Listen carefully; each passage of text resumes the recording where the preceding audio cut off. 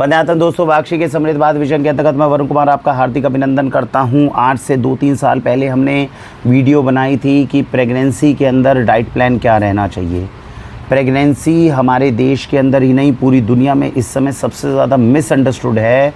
हमारे पूर्वज बहुत बेहतरीन तरीके से, बड़ी समझदारी से प्रेगनेंसी के अंदर माँ की देखभाल बहुत अच्छे तरीके से करते थे। अब हम लोगों में भ्रम पैदा हो गया है कि हम प्रेगनेंसी में माँ की देखभाल अच्छे से कर रहे हैं, लेकिन अभी मैं आपको जब फैक्चुअल चेक करवाऊंगा तब आपको महसूस होगा कि प्रेगनेंसी के नाम पर हम माँ और बच्चे के साथ जितना बड़ा अन्याय कर रहे हैं उतना अन्याय आज से पहले कभी भी नहीं किया गया।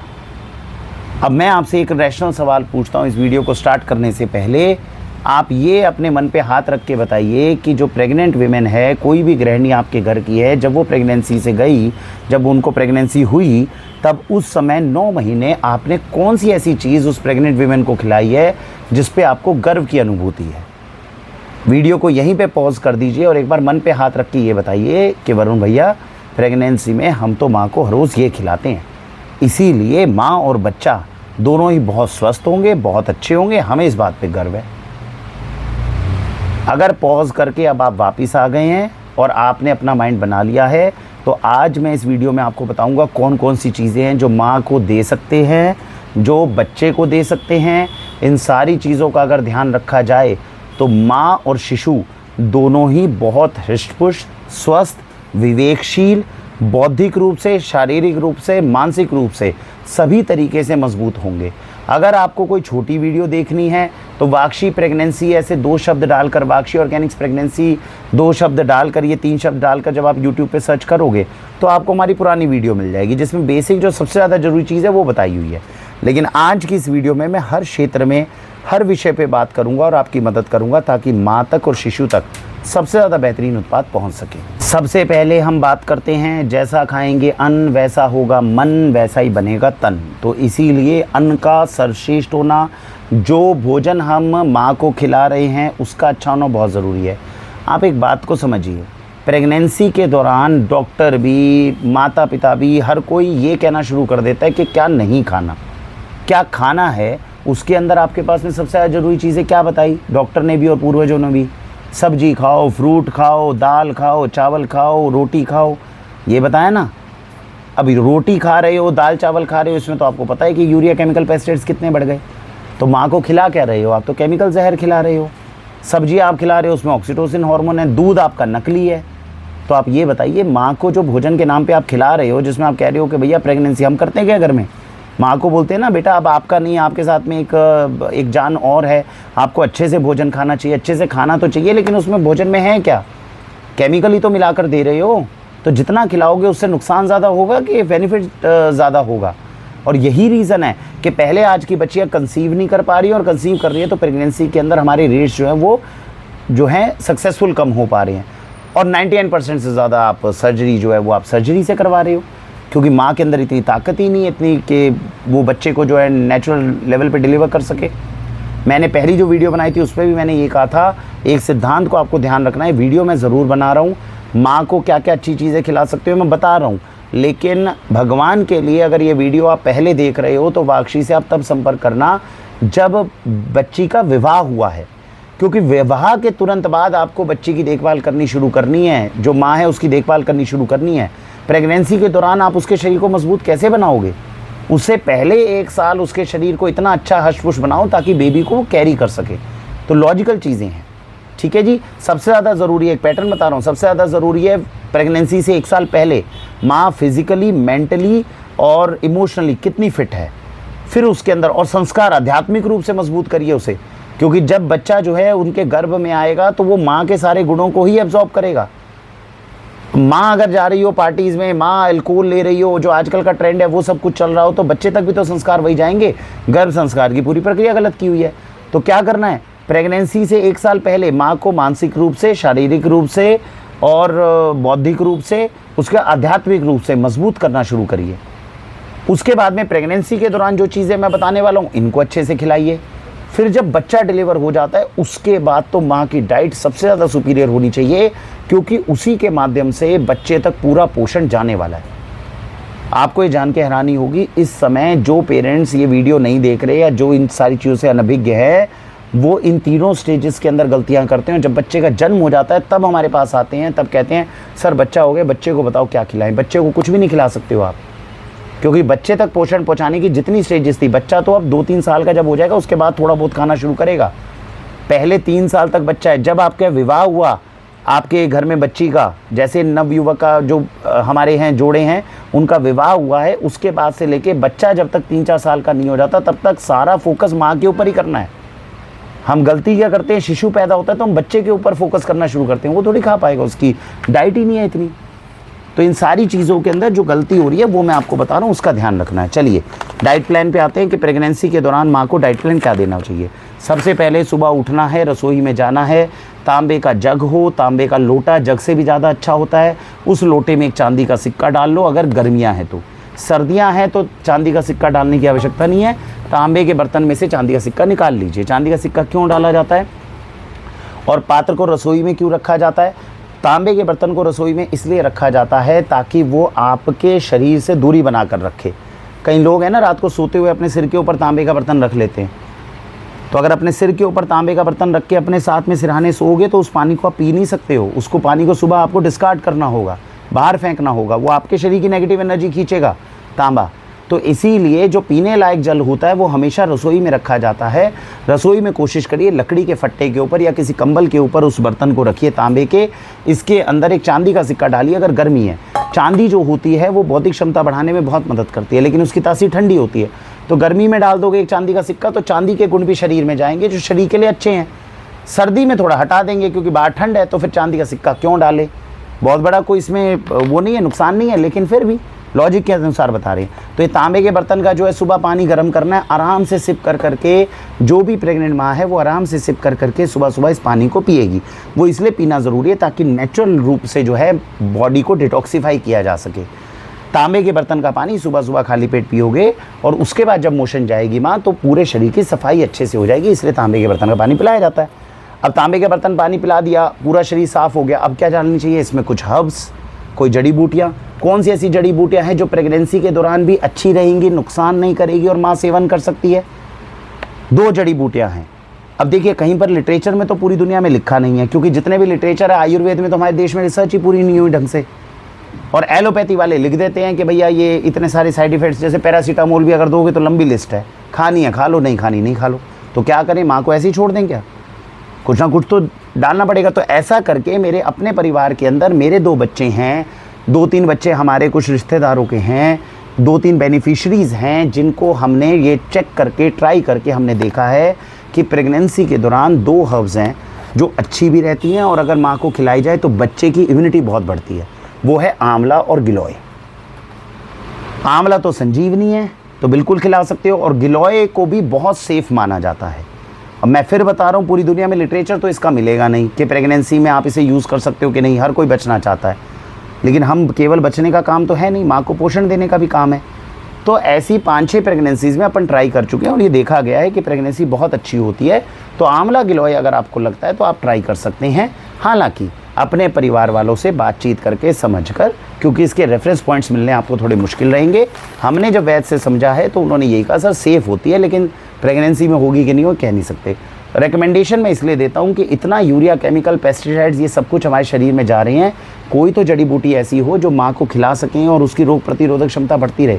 आंवला और गिलोय के चमत्कारिक फ़ायदे हैं, और ये मैंने पहले की बहुत सारी वीडियोज़ में जो मैंने बनाई है कि मेरे घर में जब शिशु का जन्म हुआ तो हमने क्या क्या किया, उनमें मैंने बताया हुआ है। आंवला और गिलोय का सबसे अच्छा तरीका क्या है? एक आधा चम्मच आंवला, आधा चम्मच गिलोय मिक्स करके अगर फांकी मार के पानी पी लो तो बहुत अच्छा है। आप कहते हो सर ये पाउडर इस तरीके से खाने में मुश्किल होती है, तो क्या करो, आंवला और गिलोय के यहाँ कैप्सूल्स होते हैं बाक्शी पर, 2 कैप्सूल आंवला, 2 कैप्सूल गिलोय, ये खाना खाने के साथ लेने होते हैं। कैप्सूल जो है खाली पेट नहीं लिए जाते, तो ऐसे ले लो। ऑर्गेनिक कैप्सूल्स हैं, सेलुलोज के बने हुए हैं, जेलेटिन नहीं है, तो बिल्कुल सेफ़ हैं। वही हर्ब उसमें कैप्सूल के फॉर्म में निकलेगी, ऐसे आंवला गिलोय ले सकते हो। आपको लगता है कि आंवला गिलोय जो है मैं कैप्सूल के फॉर्म में भी नहीं लेना चाहते, तो आंवला गिलोय का आपके पास में जूस है। अब जूस में क्या है, पीना तो बहुत आसान है, अभी तक हम पिला भी रहे थे। इसमें मामला क्या है, हल्का सा प्रिजर्वेटिव डलता है। अब ये आपकी चॉइस है कि वो हल्का सा प्रिजर्वेटिव प्रेगनेंसी में तो कहीं नुकसान नहीं करता, वो तो हम ट्राई कर चुके हैं ना 5-6 प्रेगनेंसीज़ में, तो वहाँ नुकसान तो नहीं करता। लेकिन अब हल्का सा प्रिजर्वेटिव है तो हमें लगता है कि पाउडर और कैप्सूल से बात बन जाए तो और ज़्यादा अच्छा है। तो ये आपकी चॉइस है। तो सुबह सुबह तांबे के बर्तन का पानी पिया, उसके बाद में क्या करा, हर्ब्स में कौन सी ली, आंवला और गिलोय, ये हर्ब ले ली। हर्ब लेने के बाद में अब जब माँ को भूख लगेगी तो सबसे पहले उनको क्या खिलाना है, सीजनल फ्रूट। और सीजनल फ्रूट ऐसा जो जूस हो, जिसमें सिट्रस हो। सिट्रस क्या मतलब, थोड़ा सा जूसी रहना चाहिए, वाटर कंटेंट अच्छा होना चाहिए। जैसे गर्मी में तरबूज हो गया, खरबूजा हो गया, पपीता नहीं खिलाते प्रेगनेंसी में, ध्यान रखिएगा। उसके नॉर्म्स जो है वो मतलब पूर्वजों के पहले बताए हुए हैं। साइंटिफिकली तो इसका प्रूव नहीं है लिटरेचर, लेकिन पूर्वजों ने कहा हुआ है पपीता नहीं खिलाते प्रेगनेंसी में, तो मान लीजिए बात। तो क्या हो गया, संतरा हो गया, आपका सेब हो गया, आपका तरबूज हो गया, खरबूजा हो गया, ये फ्रूट्स बहुत अच्छे हैं, है ना। अंगूर हो गए। अब ये मार्केट के अंदर आपको पता है कि कैसे आते हैं, ऑर्गेनिक मिल जाए तो बहुत अच्छे हैं, और मार्केट वाले हैं तो अच्छे से धोकर थोड़ी बहुत मात्रा में फ्रूट खाने का मन है तो खा सकते हैं। ये चीज़ हो गई। अब उसके बाद में आपको नाश्ता करना है। नाश्ता जब करना है तो किस तरह का नाश्ता करें, रोटी अगर माँ का खाने का मन है, रोटी के साथ में उच्च कोटि के घी का उपयोग करें। तो रोटी के साथ में, अब रोटी किस तरह की बनी होनी चाहिए, गर्मी अगर है तो रोटी बननी चाहिए जौ और जवार की, दो सबसे अच्छे अनाज बताए। और अगर सर्दियां हैं तो आप उसके अंदर रागी चुलई, रागी हो गया, एमरेंथ हो गया, और साथ में आपने जौ डाल लिया या जवार डाल लिया। इस तरह की रोटी जो है वो माँ को आप खिला सकते हो। हालांकि इसमें एक हल्का सा कई लोगों का होगा कि प्रेगनेंसी के दौरान गर्म चीज़ें खिलाते नहीं हैं, तो रागी और एमरेंथ बहुत ज़्यादा गर्म नहीं होता, तो इसलिए रोटी उसकी खिला सकते हो। बाकी जितनी गर्म तासीर की चीज़ें होती हैं वो प्रेगनेंसी में हम बंद कर देते हैं।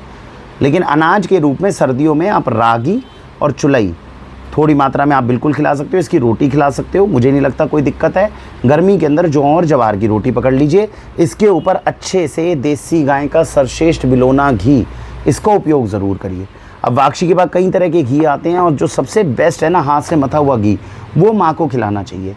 याद रखना, प्रेगनेंसी के दौरान माँ को कच्चा घी नहीं खिलाना, कच्चा घी आपको खिलाना है 9th मंथ में। अब इसके लॉजिक को भी समझिए। पहले समय में क्या होता था, जब 8th और 9th मंथ है, जब बेबी पूरा तैयार हो गया है, तब ऐसा माना जाता था कि 1 और 2 चम्मच अगर कच्चा घी खा के थोड़ा सा पानी पीते हैं तो बेबी को पेल्विक एरिया से मूव करवाने में मदद करता है, यानी डिलीवरी जो है वो आपकी आरामदायक करता है। अब ये आपकी मर्ज़ी है, लेकिन ये 9th मंथ में जो है ना, आखिरी के 1 महीने में, तब इस तरह खिला सकते हो। उससे पहले आपको घी इस तरीके से नहीं देना माँ को। उससे पहले जो भी घी है वो रोटी के ऊपर आपने लगा दिया है ना, थोड़ा सा सब्जी में साथ में डाल लिया, इस तरीके से थोड़ा थोड़ा घी देना है। बहुत ज़्यादा मात्रा में घी माँ को नहीं देना। लेकिन हाँ, घी के 5-6 चम्मच शरीर में जाएँ रोज़ के, लेकिन वो कच्चे ना जाएँ, इसका ध्यान रखना है। अब ये बैलेंस चीज़ है जिसको मेंटेन करना है, ऐसे नहीं है कि बिल्कुल छोड़ दोगे और ज़्यादा कर लोगे। तरीका बता दिया मैंने आपको, तो इसका ध्यान रखना है। तो ये आपका नाश्ते के दौरान मैंने बताया, नाश्ते के दौरान स्प्राउट्स खा सकती है माँ। अब स्प्राउट्स कैसे बनेंगे, ये स्प्राउट्स के अंदर जैसे मैंने बताया नवरंगी मूंग है, देसी मूंग की दाल हो गई है ना, पहाड़ों की होती है। ये देखिए, ये मूंग, जो मूंग साबुत होती है, जो नॉर्मल मूंग साबुत होती है, इससे स्प्राउट बना सकते हो। काले चने के स्प्राउट बना सकते हो, डाइजेस्टिव सिस्टम अगर अच्छा रहे तो। कई बार प्रेगनेंसी के दौरान थोड़ा डाइजेस्टिव सिस्टम जो कमज़ोर हो जाता है, तब काले चने का उपयोग मत करिए स्प्राउट्स के अंदर। मोठ की दाल है, इसका स्प्राउट आप बना सकते हो, है ना। तो नींबू वगैरह निचोड़ कर अगर माँ का खाने का मन है तो ये स्प्राउट्स जो है नाश्ते में खिला सकते हो, बहुत ज़्यादा ताकतवर सिद्ध होंगे। आप कहते हो स्प्राउट्स खाने का मन नहीं है, लेकिन शरीर को तो प्रोटीन चाहिए, शरीर को ताकतवर चीज़ चाहिए। तो ऐसे केस के अंदर हमारे पास में क्या आता है, ऐसे केस के अंदर हमारे पास में आता है ये देसी प्रोटीन। अब देसी प्रोटीन में क्या है, इन्हीं सारी दालों के, इन्हीं सारे सत्तू के जो है पाउडर को मिक्स कर दिया। अब 1 चम्मच पानी में घोल के भी पी सकते हो, फांकी मार के भी ऊपर से ले सकते हो। तो इससे क्या, एक तरह का सत्तू है जिसको आप ले सकते हो। जौ का सत्तू पिला दो माँ को, बहुत अच्छा है। चने का सत्तू है, माँ को पिला दो, ताकतवर रहेगा। और नहीं तो ये देसी प्रोटीन मिक्स है, ये हमने बताया, ये चीज़ जो है वो ले सकते हो आप, तो ये चीज़ मदद करेगी। सुबह सुबह माँ जब पूजा करती है ना, मैंने बताया आध्यात्मिक रूप से भी माँ को मजबूत होना चाहिए। ये एक बहुत अच्छी चीज़ है, इसको शंख बोलते हैं। इस शंख का क्या फ़ायदा, ये बजाना नहीं है माँ को। प्रेगनेंसी के दौरान बजाने में स्ट्रेस आए या प्रेशर आए, क्या फ़ायदा, है ना। पुराना कोई अभ्यास है तो अलग बात है। इसमें आप रात को जल भर के मंदिर में रखते हो, सुबह सुबह माँ इस जल को ग्रहण कर ले। तो इसके जल की खास बात क्या है कि इसमें कैल्शियम, मैग्नीशियम, फॉस्फोरस, वो सारे मिनरल्स होते हैं जो आपके शरीर के लिए बहुत अच्छे हैं। तो ऐसा जो जल है वो लिया जा सकता है, ग्रहण किया जा सकता है, इसके ऊपर चिंतन कर लें। हालांकि शंख के बारे में, क्योंकि ये नई चीज़ है जो हमारे दिमाग में आई है, कॉमन सेंस के आधार पे हम बता रहे हैं, आप इसके रेफरेंसेस अपने लेवल पे भी चेक कर लीजिएगा कि कहीं इसमें किसी पूर्वज की कोई गई हुई और कोई बात ना हो। हमें लगता है सेफ़ है, तो ये करा जा सकता है, दिमाग में विचार आया इसलिए।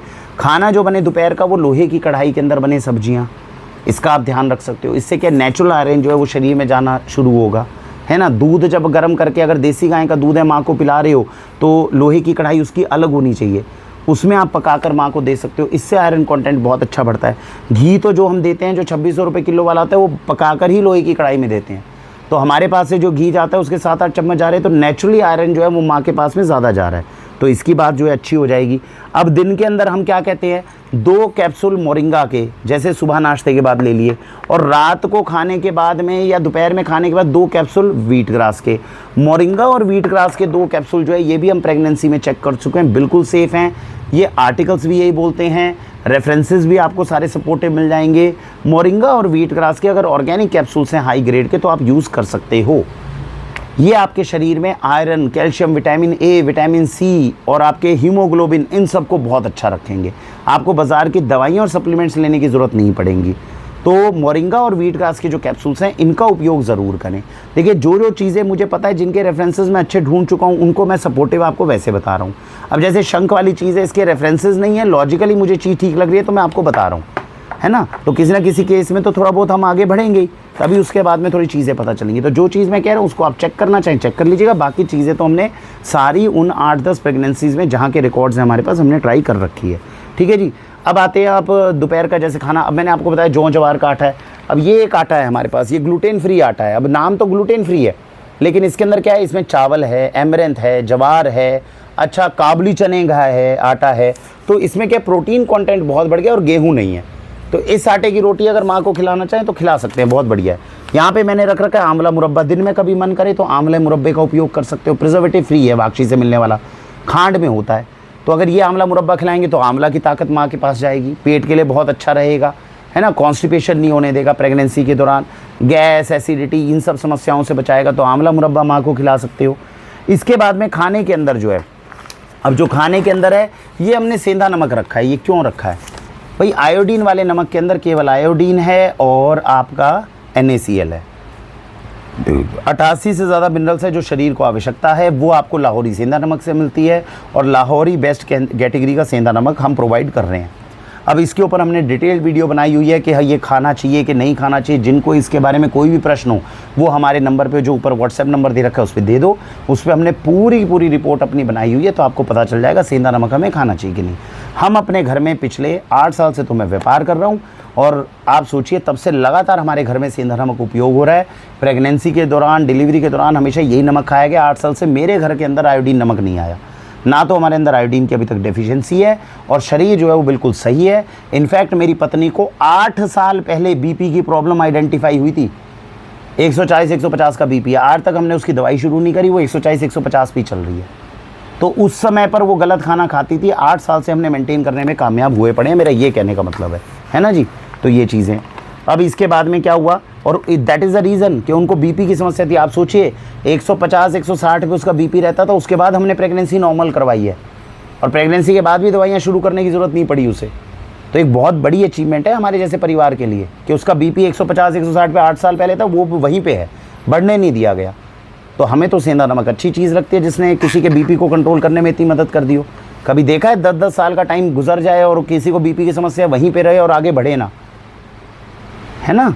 तो इन सारी चीज़ों से हमें फ़ायदे हुए हैं, इसलिए हम आपको समझा भी रहे हैं और बता भी रहे हैं।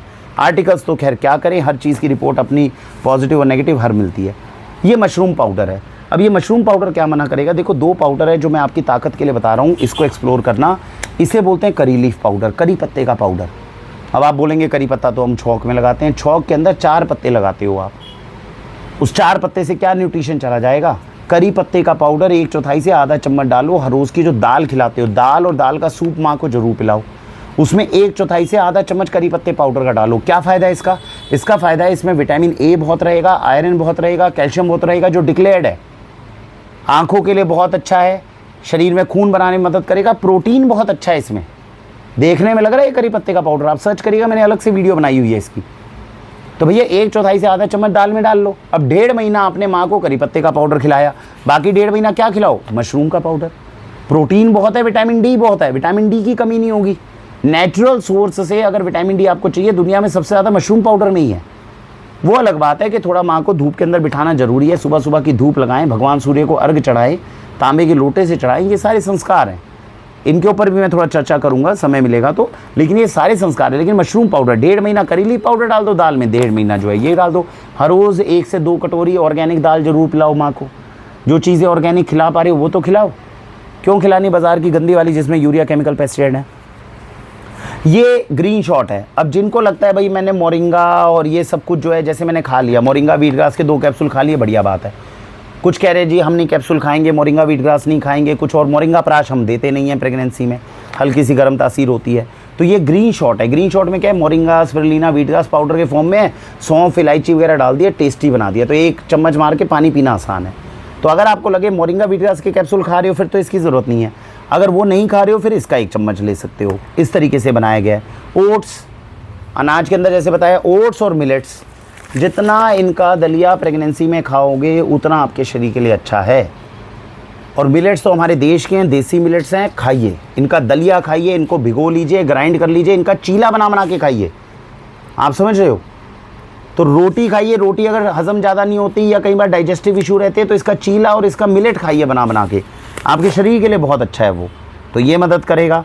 इसके अलावा मसालों के अंदर हल्दी अलग से नहीं खानी है, हल्दी को केवल खाने के अंदर उपयोग करना है। अब मैं इसलिए कह रहा हूँ क्योंकि ये बहुत बड़ी औषधि है, आपके रसोई की सबसे बड़ी औषधि हल्दी है, खाने में आप डालते ही हो। तो बाज़ार की गंदी हल्दी मत लेकर आइए, हल्दी अपने आप में औषधि का काम करेगी। हाँ, अलग से नहीं पिलानी क्योंकि तासीर गर्म होती है, तो खाने के अंदर जैसे डालते हो नॉर्मल हल्दी वैसे डालो, लेकिन उच्च कोटि की अच्छी हल्दी डालो, ये भी आपकी इम्यूनिटी को बढ़ाने में बहुत मदद करेगी। और एक चीज़ जो हमारे पास में आई वो आई है नास्या। रात को सोने से पहले 2-2 बूंद नाक में डाल के सो जाओ। आप कहोगे ये किस लिए है? ये इसलिए है क्योंकि आपके साथ में एक शिशु है। जितना दिमाग आपका काम रहेगा, जितनी बौद्धिक क्षमता आपकी तेज़ होगी, उतनी ज़्यादा वो, मतलब आप ये सोचिए एक एक चीज़ का प्रभाव पड़ने वाला है बच्चे के ऊपर। रात को 2-2 बूंद अगर नाक में इसकी डाल के सोओगे ना तो आपका दिमाग शांत रहेगा, आपको सपने अच्छे आएंगे, तो शिशु भी उतना ही खुश होगा, उतना ही शांत वो जन्म लेगा। तो कॉलर बोन से ऊपर के सारे रोग जो है वो हटा सकती है ये। और रोग नहीं भी हैं तब भी लेना चाहिए, शरीर के लिए अच्छी चीज़ है ना, तो डालो ना, क्या दिक्कत है प्रेगनेंसी में। तो इसकी 2-2 बूंदें ज़रूर डालनी चाहिए। तो ये कुछ चीज़ें थी जो मेरे ख्याल से मैंने आपको बता दी। ये आयरन का कैप्सूल है, जैसा मैंने इसके बारे में बताया था, ये स्पेसिफिक आयरन और फॉलिक एसिड का कैप्सूल है। ये तब हम रिकमेंड करते हैं जब आप अपने हीमोग्लोबिन को चेक कराओ, अगर हीमोग्लोबिन कम है। जितनी चीज़ें मैंने बताई हैं याद रखना, भोजन आपका अच्छा है तो दवाई की ज़रूरत क्यों, और भोजन अगर आपका अच्छा नहीं है फिर दवाई आपकी मदद कर लेगी क्या? आप समझ रहे हैं? If your food is good then medicine is not required. If your food is bad, then how can medicine help you?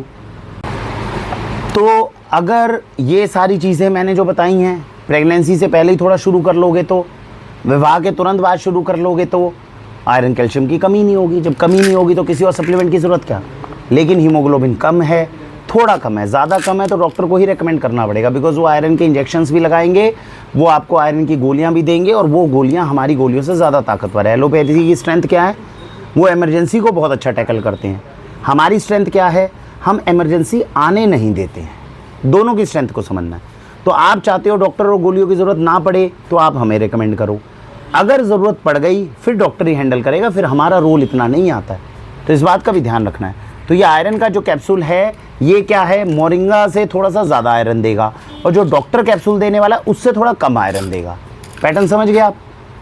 तो इसका उपयोग दे देना, साइड इफ़ेक्ट्स नहीं है, नेचुरल तरीके से जो आयरन मिलता है वही चीज़ है, लेकिन मिक्स है, ऑर्गेनिक प्लस जो आपको मार्केट में मिलता है उसका मिक्स है, और अच्छी क्वालिटी का है।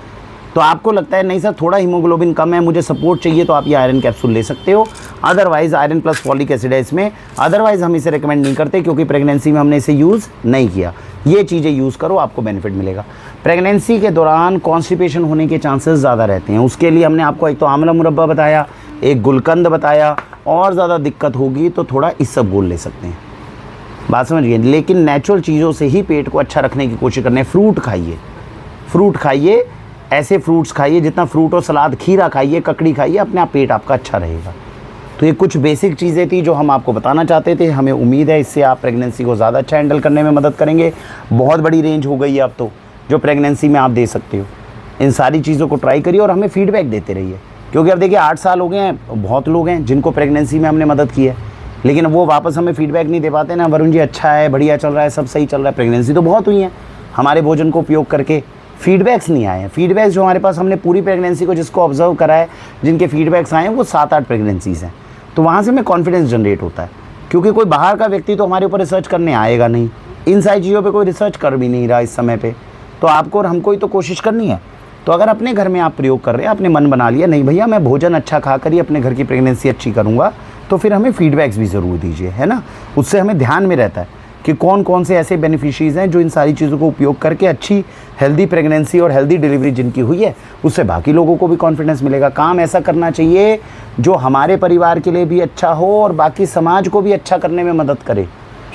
आप समझ रहे हैं, जो ज्ञान मैं आपको देने की कोशिश कर रहा हूँ, इसको अर्जित करके बाकी और समाज को भी तो देना है अगर अच्छी चीज़ें हैं तो। और हमने जो बनाया उसमें कुछ कमी है तो उसका संशोधन करना भी ज़रूरी है। कौन करवाएगा, बाहर का तो कोई करवाएगा नहीं, आपको और हमें ही कोशिश करनी है।